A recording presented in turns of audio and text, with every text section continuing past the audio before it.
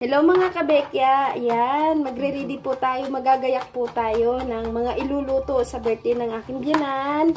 Ayan, magluluto po kami ng kalderetang pork po. Ayan, magagayak po tayo muna, maghiwa po tayo ng bawang sibuyas, mga kabekya. Ayan.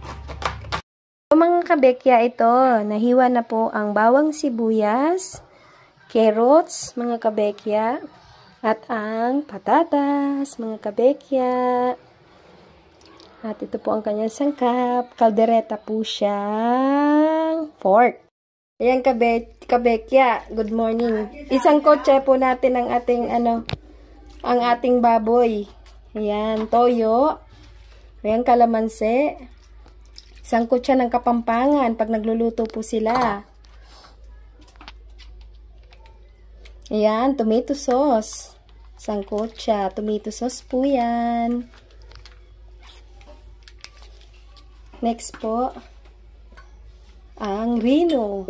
Ayan, lalagay po natin ang rino, mga kabekya, para masarap po siya, malasa. Sa pork caldereta po.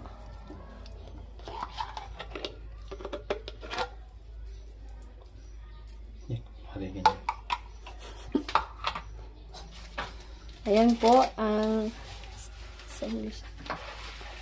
bawang sibuyas po. Lagay po natin. At mix po natin siya para sa sangkotsa po.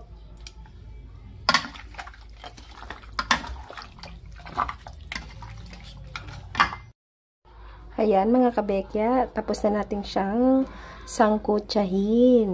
Ganyan po talaga pag magluluto ang mga Kapampangan.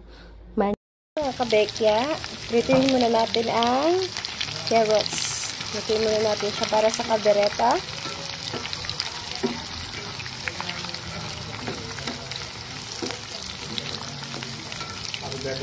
At ngayon, mga kabekya, isunod natin ang patatas.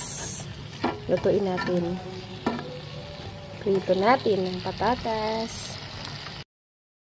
Kabekya, lagay po natin ang bawang sibuyas. Ilalagay na po natin ang kanin.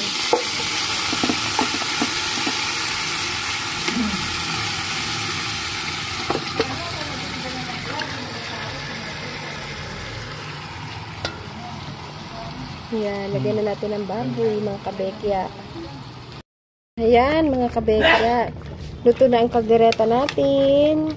Kalderetang pork, mga kabekya. Yan. Kalderetang pork, kabekya.